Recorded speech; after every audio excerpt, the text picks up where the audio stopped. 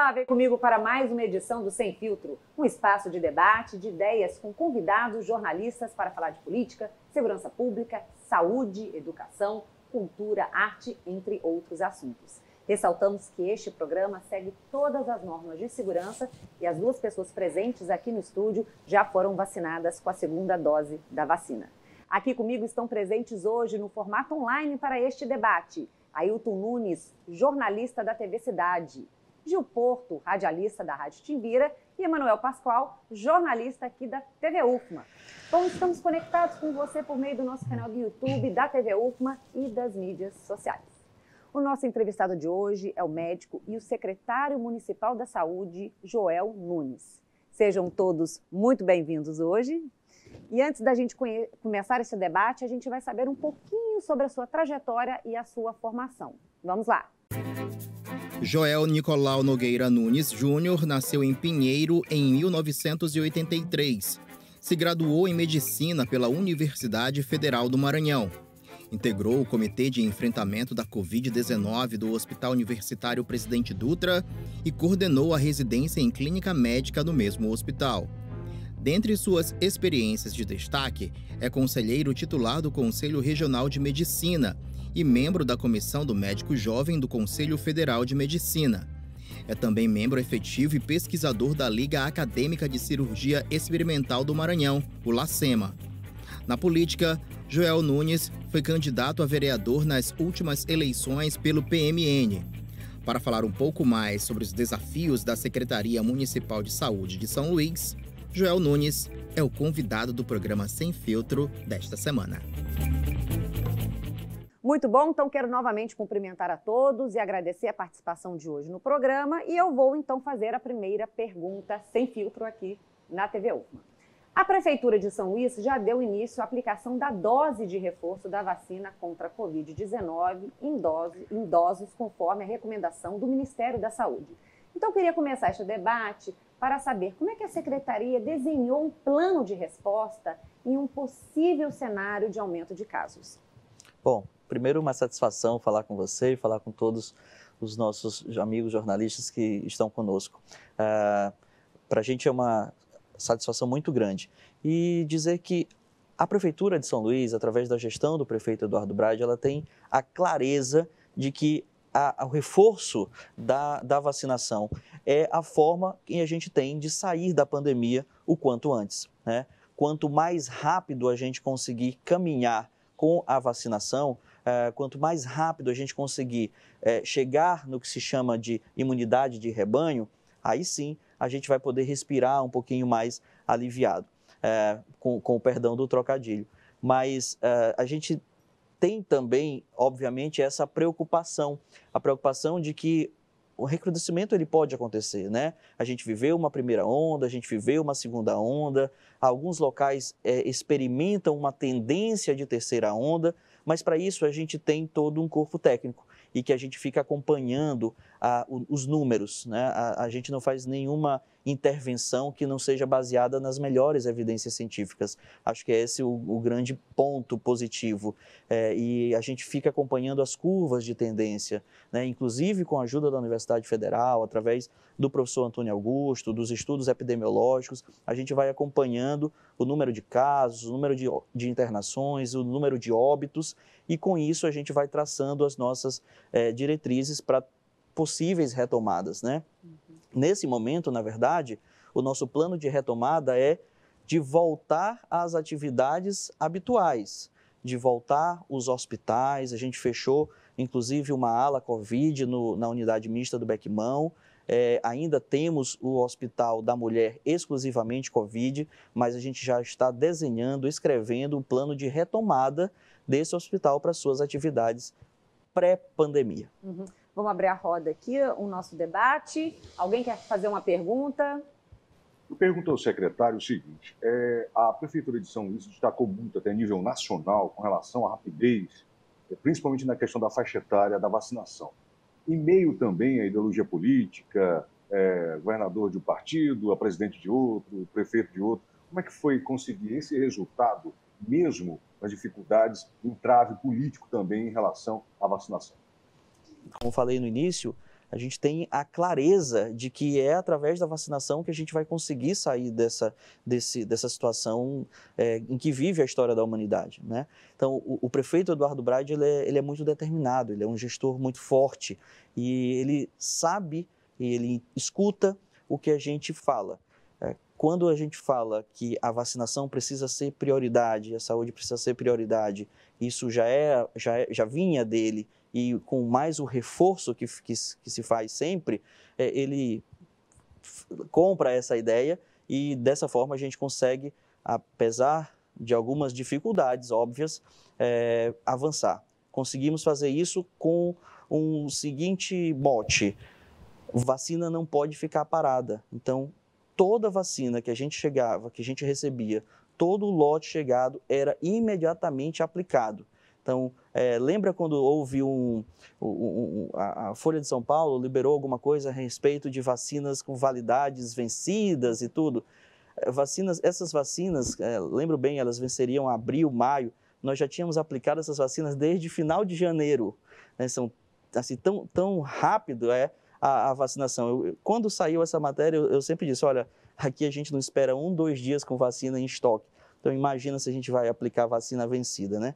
Então, é por conta dessa determinação mesmo que o prefeito abraçou essa ideia, fez disso uma diretriz e assim continua sendo. A gente recebe vacina, então logo a gente recebe, começa logo a aplicação. Uhum. Gil Porto?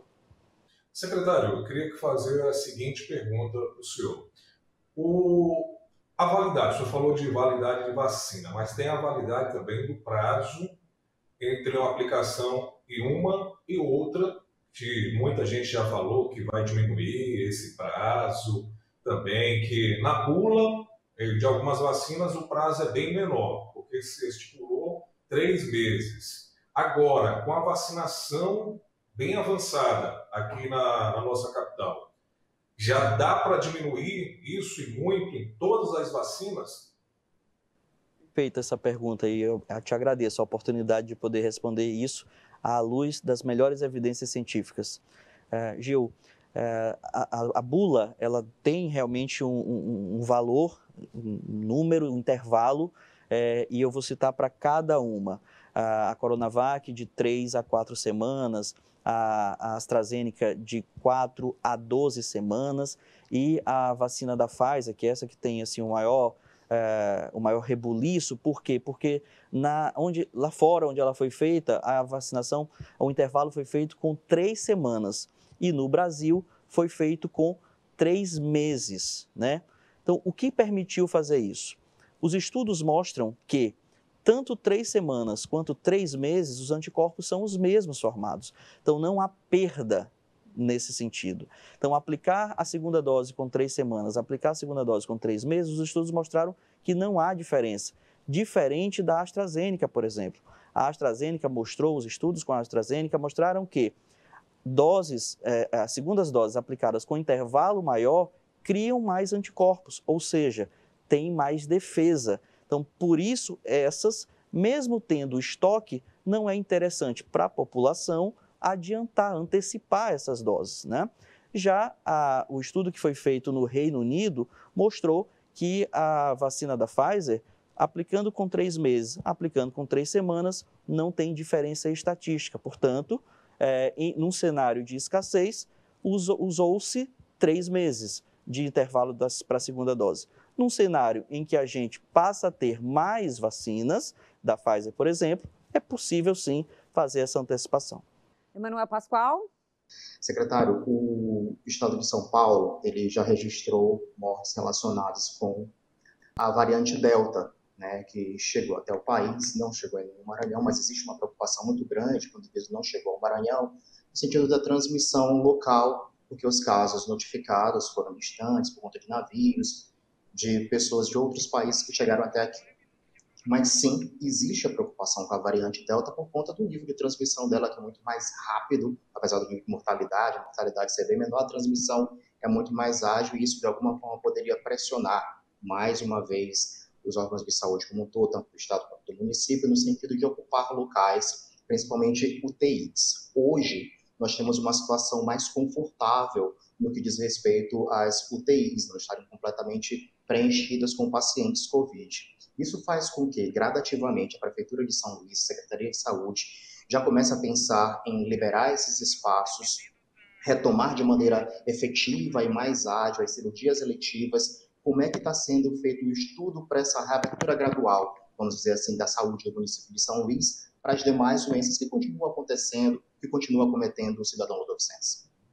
Olha, antes de responder, eu preciso fazer um comentário. Que nível de perguntas, viu? Que nível de perguntas. Mas, assim, é perfeito o que você falou, é perfeito. A gente, sim, já faz esse estudo de retomada, mas precisa fazer um recorte. A gente teve a preocupação de não parar o atendimento e foi isso que nos foi bastante elogiado nesse encontro que falei lá em Brasília. A gente não parou os nossos atendimentos, nem na atenção primária, nem na média e alta complexidade. E o que fizemos? Qual foi a mágica? No início, nós fomos bastante criticados. Por quê? Porque não colocar a vacinação nos postos de saúde, que já fazem vacinação de rotina. Imaginem, nós temos 54 pontos, unidades básicas de saúde. Muitos deles com condições estruturais ridículas, horríveis, que a gente está fazendo todo um trabalho de reformulação deles agora, né? Para que ele seja pelo menos mais receptivo, digno para a população. Nós aplicamos já mais de 1 milhão de doses de vacina contra a Covid. Imaginem 1 milhão de pessoas tendo que ir a esses postos de vacinação para tomar mais essa vacina. Então, a opção de colocar nos centros de vacinação, respeitando os distritos sanitários que temos em São Luís, foi exatamente para isso. A população continua usufruindo das unidades básicas de saúde com a sua consulta de rotina normal, na estratégia de saúde da família, a vacinação habitual continuou sendo feita. Só para você ter ideia, nós aplicamos todas as doses de H1N1 recebidas, todas. Nós já pedimos mais, inclusive, para poder continuar a aplicação. Então, isso tudo continua acontecendo normalmente, né? Além disso, nós criamos os centros de atendimento às síndromes gripais. Então, aquelas pessoas que tinham síndromes gripais, quadro gripal, ao invés de ele ir para as unidades básicas e concorrer com aquele paciente que tem qualquer outra sintomatologia, não, ele ia para as síndromes gripais, para esses centros que foram criados. Então, a gente continuou ofertando, fazendo assistência e ofertando mais pontos. Em relação às cirurgias eletivas, por exemplo, o que nós fizemos? E aí, mais uma vez, a parceria com a Universidade Federal, com o Hospital Universitário. Todos os atendimentos que eram feitos no Hospital da Mulher, que nós transformamos em Hospital Covid, exclusivamente Covid, nós levamos para o Hospital Universitário. Então, o Hospital da Mulher, ele foi para dentro do Hospital Universitário. Todas as suas cirurgias ginecológicas, cirurgias gerais e neurocirurgias continuam sendo realizadas, as que estavam programadas, as que estavam marcadas, dentro do Hospital Universitário. Isso até 30 de setembro. E muito provavelmente, se as coisas continuarem, as taxas continuarem como nós estamos pensando, projetando, dia 1º de outubro, a gente faz essa retomada para o Hospital da Mulher. E com isso a gente encerra esse primeiro bloco, vamos para um rápido intervalo. No debate aqui no Sem Filtro, a gente volta já já. Estamos de volta com o nosso Sem Filtro e o entrevistado de hoje é o médico e o secretário municipal da Saúde, Joel Nunes. Destaco aqui a participação deste time de jornalistas convidados para este debate Sem Filtro aqui na TV UFMA. E não esqueça de conferir o nosso programa no canal do YouTube e nas mídias sociais pelo link que aparece aí na sua telinha. Secretário, eu queria, já que a gente falou de universidade, né, a gente pontuou isso no primeiro bloco, falar sobre essa questão desse diálogo que a Secretaria tem feito com as instituições públicas, né, exemplo aqui da Universidade Federal do Maranhão, para as ações de vacinação. Com essa experiência, como é que o senhor avalia em articular mais parcerias, né, descentralizar mais essas ações com as instituições de ensino? Essa também é uma diretriz nossa, porque, veja, na administração pública e principalmente na saúde, em que os recursos eles são escassos, né, a gente precisa ter toda sorte de parceiros, grandes e bons parceiros, para que a gente possa conseguir avançar. E a Universidade Federal é um exemplo disso, né?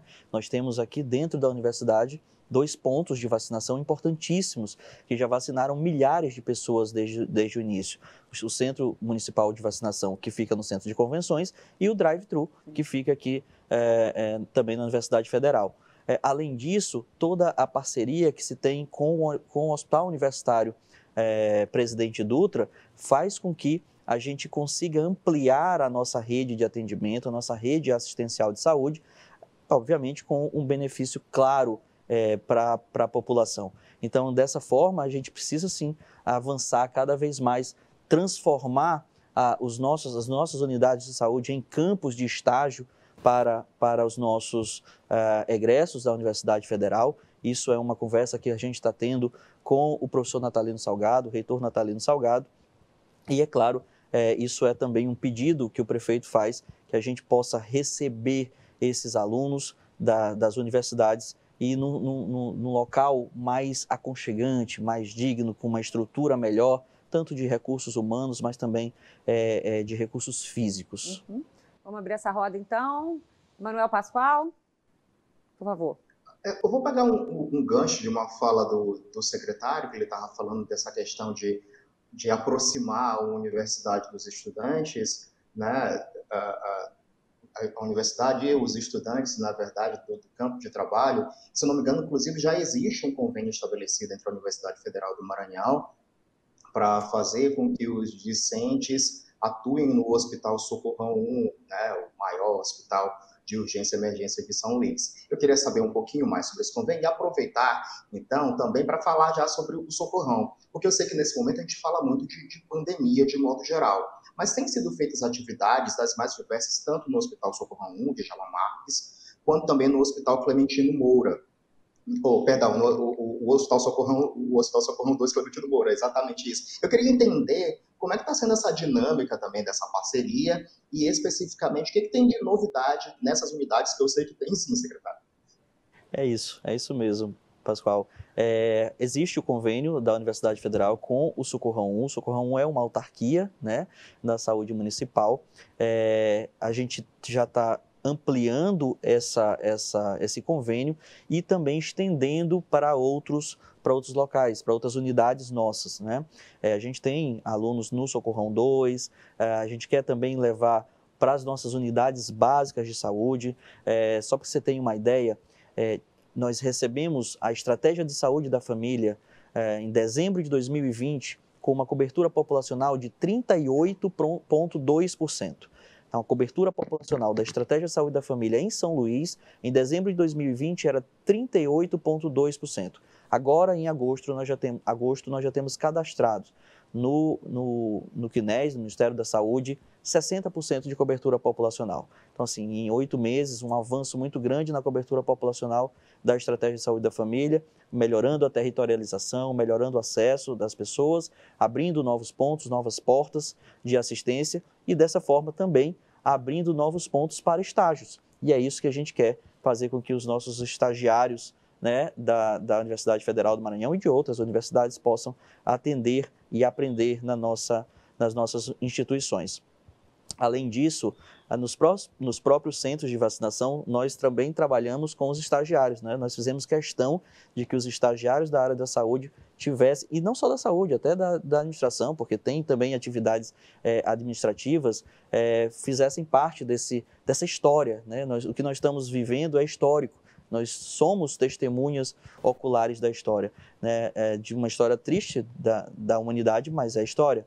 E esses alunos também, a gente conversava com eles e via o quão satisfeito, o quão felizes eles estavam de poder ajudar nesse momento da vacinação, que é o que, como eu já falei, é o que há de mais importante.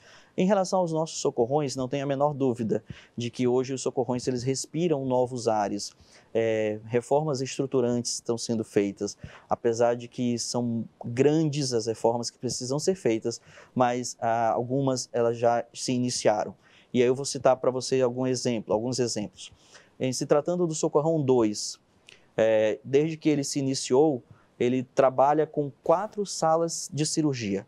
Então, é um hospital que tem muitos atendimentos, são 2.000 atendimentos por dia, 70% dos seus atendimentos são trauma, então politraumatismos, fraturas e tudo mais, então eminentemente cirúrgicos, e trabalhava com 4 salas. Então nós estamos reformando as 8 salas que elas deveriam, então nós estamos dobrando a capacidade do bloco cirúrgico do Socorrão 2 e colocando lá o que há de melhor. Entregamos carrinhos de anestesia, os mais modernos, com monitores acoplados, o piso mais apropriado, segundo a vigilância, que é um piso vinílico, apropriado para centro cirúrgico, focos com luz de LED. Então, assim, os funcionários, inclusive, eles mandam foto do lado desses equipamentos, porque olhar isso no SUS é tão difícil, e a gente vê a satisfação de eles lá recebendo esses equipamentos. Eu estava citando aqui em off o aparelho de ultrassom. A gente tinha um aparelho de ultrassom que remete àquela ideia de quando a gente lembra do computador bem antigo, com aquele tubo de imagem grandão. E era assim, agora a gente colocou um que tem 2 dedos de espessura, touchscreen, sabe? Uma coisa bem mais moderna. Então, são avanços. As macas, nós estamos fazendo a troca de todas as camas das nossas unidades. Então, são mais de 400 leitos que estão sendo trocados. Nem todos ainda foram recebidos. Imagina, chegar a 400, a empresa é de fora, é do Rio Grande do Sul, salvo engano. Então, ela vai entregando, os caminhões vêm aos poucos e a gente já vai fazendo essa mudança, porque aqueles leitos enferrujados, né, que realmente já deram o que tinha que dar, eles vão sair e esses novos leitos estão chegando. Uhum. Vou te interromper para a gente fazer o nosso debate rodar aqui, Gil Porto, a gente vai voltar a esse assunto, tá? Já que estamos falando de parceria, todo mundo sabe que o prefeito Eduardo Braga é de um grupo político, o governo do estado, o governador Flávio Dino, de outro grupo político. Como é que está sendo essa parceria entre os dois, entre a prefeitura e o governo do estado? Queria que o senhor falasse também sobre o Hospital da Criança, que muita gente cobra como é que está o andamento da obra desse hospital. Gil, as instituições elas estão acima de qualquer vinculação político-partidária, né? Então, a gente tem o trato que deve-se ter quando se está falando do bem comum.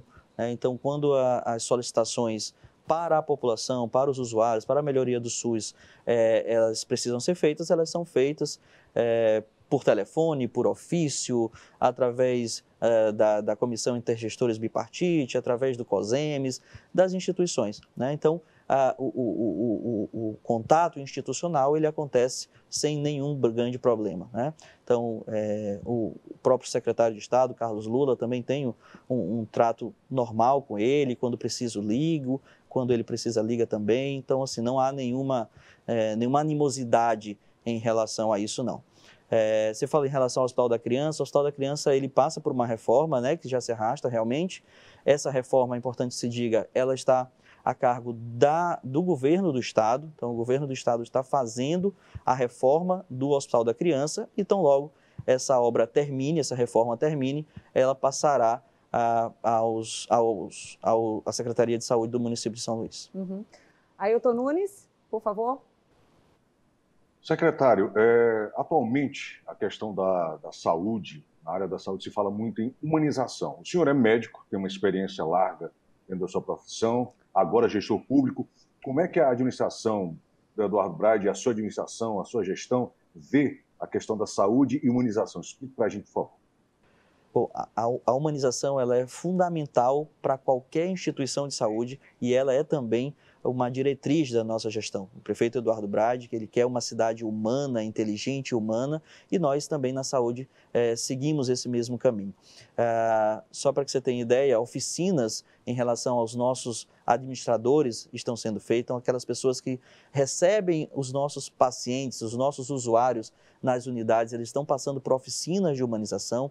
Essas oficinas serão levadas aos nossos hospitais também. Nós iniciamos pela atenção primária à saúde, pelas unidades básicas de saúde, vamos estender isso aos nossos hospitais. E tem mais um detalhe, né? A parte estrutural, as nossas reformas, elas já contam com isso. O layout de cores, alguns locais com detalhes em madeira, com plantas, para dar aquela ideia de acolhimento, né, de aconchego. Isso tudo vai ser já é um padrão nas unidades de saúde de São Luís. Uhum. O senhor falou sobre essa questão da importância, né, desse parque tecnológico, a importância da compra de equipamentos para os hospitais, mas eu fico pensando muito na formação desse profissional que também vai ter que trabalhar com esse equipamento, e a gente sabe que as instituições públicas, elas têm esse gargalo, né, do concurso, da contratação, da formação desse profissional. Como é que vai ser feita essa matemática aí? Olha só, os nossos servidores, eles têm uma qualificação muito boa, né? Os melhores profissionais, eles estão também na nossa rede. Muitas vezes, Josi, desacreditados, desmotivados, né? Então, imagina, tem alguns locais que quando eu fui visitar, eu dizia, eu como médico, eu não gostaria de atender aqui, né? Então, assim, qual a motivação que você vai para fazer aquele atendimento, que você vai sair de casa? Imagina, ainda há pouco eu recebi foto de anestesista tirando selfie com o aparelho de anestesia que chegou lá. Então, assim, aquilo ali parece um sonho. Isso dá ânimo, dá motivação, né? Eles sabem mexer, eles sabem fazer, mas precisa de condições também. E são essas as condições que a gente está querendo dar para que os nossos servidores possam fazer o seu melhor trabalho. E a gente tem um time muito bom, tecnicamente muito bom na saúde de São Luís e vai melhorar ainda mais. Vamos fechar esse bloco agora, a gente vai para um rápido intervalo e volta já já, não sai daí. E voltamos para o nosso último bloco. Nosso entrevistado de hoje é o médico e o secretário municipal da Saúde, Joel Nunes. Aqui comigo para o nosso debate estão os nossos jornalistas convidados no formato online no estúdio da TV UFMA. Lembrando que este programa também está disponível no nosso canal do YouTube e nas mídias sociais. Secretário, eu queria começar esse bloco falando sobre a ação do Ministério Público do Maranhão no início do ano, com recomendações à pasta sobre a estrutura da vacinação, né, e reformas do Centro Municipal de Imunização. Eu fiquei muito curiosa em relação à dimensão do sistema de informação e conectividade, porque a gente sabe que aqui no estado e no município a nossa rede telemática ela é deficiente, né? Como é que ficou o encaminhamento dessa questão? A gente teve essa preocupação desde o início de fazer com que o nosso cadastro ele fosse o mais rápido possível, né? O cadastro não basta você aplicar a vacina, você tem que dizer que aplicou, né? Então, trazer isso do manual para o online realmente é bem difícil, porque no início a plataforma estava muito instável, então eram milhares de informações ao mesmo tempo, mas nós contamos com a ajuda, inclusive, da Secretaria de Informação e Tecnologia, da nossa Superintendência de Informação e Tecnologia da Secretaria Municipal de Saúde, e nós conseguimos levar para os nossos pontos links, né, melhores, maiores, e a gente já consegue fazer esse cadastro online da nossa vacinação. Então, assim, tão logo a vacina é feita, esse cadastro ele já é lançado. Ótimo. Ailton Nunes, vou começar com você dessa vez, por favor. Ok, Josi. Eu queria voltar a falar sobre o Socorrão 1, principalmente. Nas administrações anteriores, e acredito que seja na atual também, ele é meio que uma pedra no caminho do gestor, do secretário municipal de saúde. Por quê?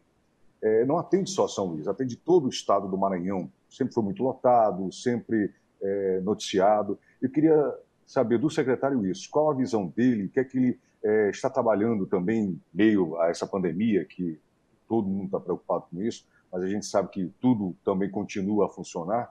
Com relação ao Socorro 1, o que é que pode ser melhorado, já que ele é sobrecarregado com relação a atender não só a população de São Luís, que já é grande, mas também muita gente do interior do estado e às vezes até de outros estados?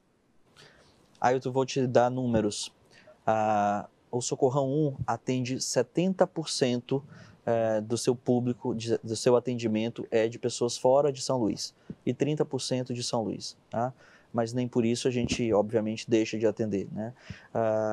Mas os avanços, eles são já vistos. Tem gente que está postando foto do corredor do Socorrão, o corredor do Socorrão agora ele virou instagramável. Você consegue tirar a foto, as postagens são as mais engraçadas, o corredor brilhando. É claro que por vezes, no final de semana, a lotação ainda acontece, mas muito diferente do que já foi outrora. A gente sabe que é uma dificuldade ainda, o rodízio de leitos ele precisa acontecer de maneira melhor, mas o que nesse momento é o maior gargalo são os bloqueios causados pela Covid. Então, imagina, se eu tenho uma enfermaria que tenha 10 leitos, exemplo, e nesses 10 leitos eu tenho um paciente com Covid, os outros 9 leitos estão bloqueados. Então, seriam 9 pessoas que estariam ali, mas que, infelizmente, às vezes precisam estar no corredor, né, por conta desse bloqueio que a Covid está trazendo. Não fosse isso, muito provavelmente você não veria mais pacientes nos corredores, né, graças à rotatividade, graças à gestão de pessoas que a direção tem feito, graças ao entendimento e aos métodos que estão sendo aplicados, o método Lean, que é um método que foi trazido para cá pelo Hospital Sírio-Libanês, que inclusive está em sua segunda fase agora no Hospital Socorrão 2, que faz toda essa gestão de leitos, esse rodízio de leitos para que eles sejam melhor otimizados, né? Muitas vezes a questão não é simplesmente aumentar o número de leitos, mas sim melhorar a eficiência, a efetividade daqueles que você possui. Então é isso que está sendo feito para que a gente possa melhorar. E além do que, melhorar também a oferta de insumos. Só para que vocês tenham uma ideia, quando nós iniciamos, existia um déficit muito grande no pagamento de fornecedores do Hospital Socorrão 2. Então, o Hospital Socorrão 2 ele tinha lá quase 200 pessoas aguardando por cirurgias ortopédicas. Por quê? Porque não tinha material. Então, o fornecedor ele já estava quase 6 meses sem receber. Como é que ele vai fornecer, né? Então, a fila aí não tem como, né? Hoje a gente tem uma demanda de 35 pacientes esperando, de 200 para 35. O tempo de espera era de quase 2 meses, o tempo de espera hoje é de 15 dias. Então, ainda tem problemas, é óbvio que sim, e reconhecê-los eu acho que é o primeiro ponto para que a gente possa resolvê-los. Mas eles melhoraram bastante, diminuíram bastante e muito provavelmente a gente saindo agora dessa fase em que os bloqueios por Covid acontecem, a gente ainda vai respirar melhor nos nossos socorrões. Gil Porto, por favor. Todos nós sabemos, secretário, que já começou também a vacinação, a aplicação já da terceira dose, mas eu queria saber o seguinte, já existe um consenso de forma científica sobre a validade da vacina? Eu digo o seguinte, porque da gripe tem que ser anual, tem que se tomar anualmente.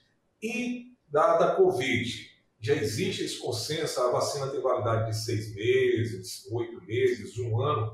Essa é uma pergunta. A outra, para emendar, principalmente da minha área, que eu trabalho mais, que é o esporte, a questão da volta do torcedor aos estádios. Porque a gente já vê público, gente na rua, em todos os eventos espalhados pela cidade, pelo Brasil inteiro. Mas no estádio, que tem aquele espaço amplo e a torcida cobra muito, e a gente não tem ainda a presença do torcedor. Claro que nós não queremos fazer igual foi feito agora recentemente em Belo Horizonte, em que abriu para o jogo do Atlético Mineiro, e aí foi uma aglomeração, ninguém respeitou nada, foi aquela bagunça. Como a prefeitura está querendo fazer isso aqui em São Luís, e se seria obrigatório aquele passaporte com as 2 doses da vacina aplicadas aqui em São Luís. Bom, Gil, primeiro em relação à terceira, a validade, né, da vacina, eu ontem aproveitei essa minha estadia em Brasília e também consegui uma agenda com o ministro da Saúde, o ministro Marcelo Queiroga, que é cardiologista também, então a gente já tinha aí já se conhecia previamente e ele fez essa deferência de me atender lá. Então, essa discussão ela acontece não só aqui no estado, acontece no Brasil inteiro, é inclusive uma preocupação dele. O que os estudos nos mostram é que os anticorpos, que são as células de defesa do organismo, eles começam a cair com 6 meses, né? Então, por isso é que esse intervalo de 6 meses foi utilizado para a aplicação da terceira dose, principalmente em idosos. Então, não por acaso se começou Em idosos, não por acaso se estipulou 6 meses para a aplicação dessa terceira dose. Então, porque os estudos mostraram, estudos em Israel, mostraram que após 6 meses os anticorpos começam a cair e por isso a aplicação da terceira dose. Quanto ao ciclo que isso vai precisar ser feito a cada 6 meses, a cada ano, os estudos ainda estão trabalhando para essa resposta. Nesse momento eu não consigo te dizer. O que é possível dizer é que essa terceira dose após 6 meses precisa.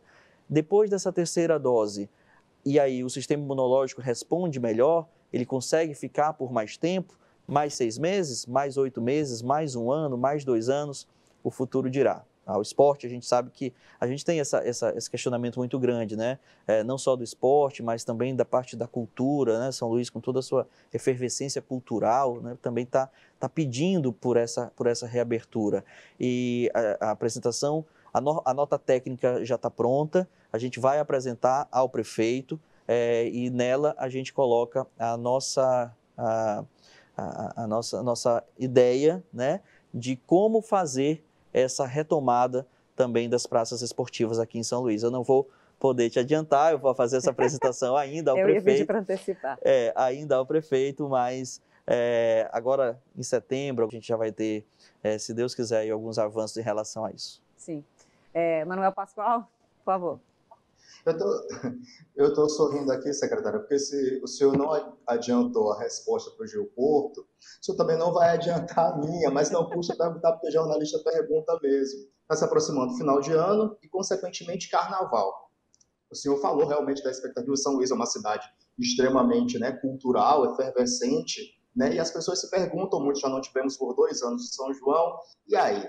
É para o cidadão ludovicense, é para o turista que vem até a cidade ter esperança nesses eventos, seguindo, digamos, direitinho as normas, se vacinando e continuando, utilizando máscaras e com essa preocupação. Será que a gente consegue ter uma festa de Réveillon e ter carnaval em 2022?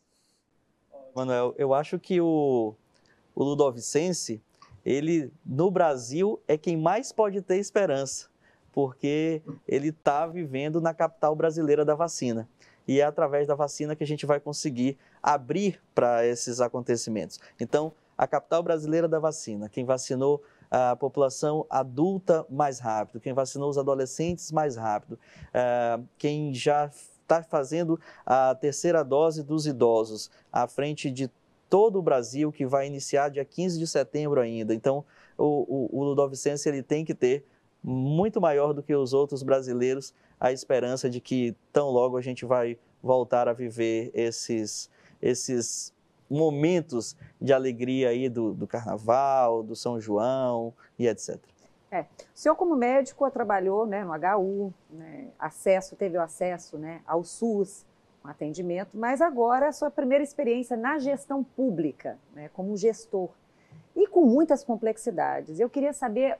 A gente sabe que a vacinação ela é uma prioridade, mas diante de tantas complexidades, o que o senhor considera assim, as maiores urgências para esse ano? Bom, primeiro, a gente precisa, e já está fazendo, aumentar a cobertura populacional da estratégia de saúde da família. Então, isso a gente já conseguiu. A nossa meta, que era chegar aos 60% no final do ano, agora em agosto nós já conseguimos. Então, nós saímos de 38% de cobertura populacional, como falei, e já estamos agora em agosto com 60%. Então, essa era a meta do ano e ela já foi batida antes, né? Agora, em agosto, a gente já conseguiu com 4 meses, portanto, de antecipação.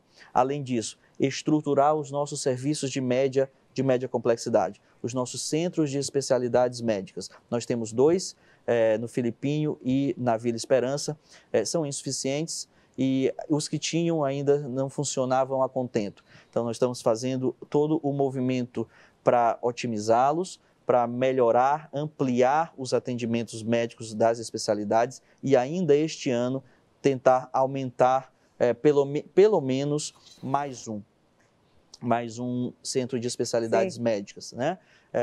E a alta complexidade, reformular a alta complexidade. O que acontece hoje, a referência da neurocirurgia, por exemplo, ela acontece no Socorrão 1. E a referência do trauma ortopédico, ela acontece no Socorrão 2. Isso não vejo sentido, na verdade ninguém vê sentido. Porque se um paciente ele sofre um acidente e ele está em trauma do pescoço para baixo e na cabeça, o SAMU não sabe se ele leva para o Socorrão 1 ou para o Socorrão 2. Então isso não tem sentido, né? A gente está levando, até porque está aumentando a capacidade do centro cirúrgico lá do Socorrão 2, nós vamos levar a neurocirurgia para o Socorrão 2 e dessa forma melhorar os perfis das nossas unidades. As nossas unidades elas não tinham perfil, então não se sabe o que cada um faz. Então no mesmo local você tinha atendimento da estratégia de saúde da família, você tinha um atendimento psiquiátrico, você tinha, um atendimento da imunização, e aquilo ali não tinha financiamento de nada, não tinha habilitação de nada. Então, essa montagem dos perfis, elas também são feitas agora nesse primeiro ano, para que no segundo ano a gente possa aí trabalhar com outras características e poder avançar ainda mais na saúde de São Luís. Ótimo. Gil Porto, você analisou, quer fazer a pergunta, a gente pode fazer mais uma, viu? É o seguinte, que São Paulo e Rio de Janeiro, secretário, já estão adotando ali aquele passaporte da vacina. O senhor desse passaporte aqui para os eventos em São Luís, e o que falar de muita gente aí, o que o senhor deixa aí de mensagem para aqueles negacionistas que não gostam de usar nada, de se proteger, enfim, para todos esses negacionistas? O passaporte, ele vai acontecer para aquelas cidades que não vão conseguir avançar o tanto quanto São Luís, né? Então, assim, como eu estava falando para vocês, nesse evento lá em Brasília, tem gente que ainda está acima dos 30 anos de idade vacinando, né? Então, nós já vacinamos até 12 anos, já fizemos segundas, terceiras chamadas para esse público. O público adulto já fizemos mais de 4 chamadas. Então, muito provavelmente, o ludovicense não vai experimentar ou precisar experimentar essa espécie de passaporte, né? Aqui, no momento, eu sou contra. E a gente precisa valorizar, né? Dar valor a tanta ciência, a tantos cientistas que conseguiram em menos de um ano vacinas, coisas que a gente demoraria 2 anos para fazer, né? Pelo menos 2 anos para fazer, vacinas de boa qualidade, de excelente qualidade, né? Com tecnologias diferentes, com tecnologias novas. E a gente conseguiu isso. Por quê? Porque o mundo inteiro estava trabalhando com o mesmo fim, que é chegar a essas vacinas, com a mesma finalidade de chegar às vacinas, e chegamos. Então, negar isso agora, não tomar a vacina por uma escolha, sinceramente, é motivo de tristeza. As vacinas estão aí, todas elas são seguras, são eficazes, são testadas, então é importante que se tome para que a gente possa, como falei, sair da pandemia. Essa é a forma que a gente tem para sair da pandemia. Ninguém consegue criar leitos com a mesma velocidade da transmissão desse vírus. Então, o importante é que não haja essa transmissão. E a forma de evitar essa transmissão é através da vacina. Então, esse é o recado, essa é a dica. Dizer que, nossa, eu não vou acreditar numa vacina que foi feita em menos de 1 ano, se normalmente ela demoraria 2 anos. Poxa, é a mesma coisa então de você não usar o WhatsApp, porque antigamente você tinha que usar uma carta para chegar dali a 30 dias, e agora você usa o WhatsApp e chega em segundos. É a mesma coisa. A tecnologia está aí para isso. Isso. Com isso a gente encerra o programa de hoje. Falamos bastante, aprendemos também sobre questões de gestão pública, saúde, pandemia e outros assuntos. Eu quero agradecer ao convidado para este debate, o secretário municipal da Saúde, Joel Nunes, e os jornalistas convidados para o programa de hoje, Emanuel Pascoal, jornalista da TV UFMA, Gil Porto, radialista da Rádio Timbira, Ailton Nunes, jornalista da TV Cidade. Secretário, as suas últimas considerações, por favor. Apenas agradecer a você, Josi, agradecer ao Emanuel, o Gil e o Ailton, as perguntas maravilhosas que me fizeram, a oportunidade que me deram de responder, né, com bastante tempo, com bastante calma, né, agradecer à Universidade Federal do Maranhão, na pessoa do reitor Natalino Salgado, que é um parceiro da gestão, e agradecer, em nome do prefeito Eduardo Braide, da gestão do prefeito Eduardo Braide, que é absolutamente comprometida com a saúde de São Luís, tem feito dela a prioridade realmente da gestão, e agradecer em nome dele também a oportunidade desde São Luís do Maranhão, a capital brasileira da vacina. Ótimo, agradeço mais uma vez pela sua participação, pela participação dos jornalistas, agradeço a sua audiência e o Sem Filtro fica por aqui. Mais uma vez, eu te espero na próxima semana. Até lá!